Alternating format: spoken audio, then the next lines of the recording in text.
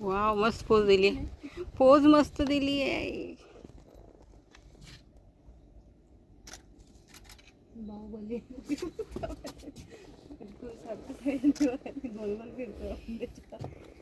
आता त्याचा जो तुरा आहे तो नीट दिसतोय, त्याच्या नेकवरचे जे स्ट्रिक्स आहेत ते नीट दिसत आहेत.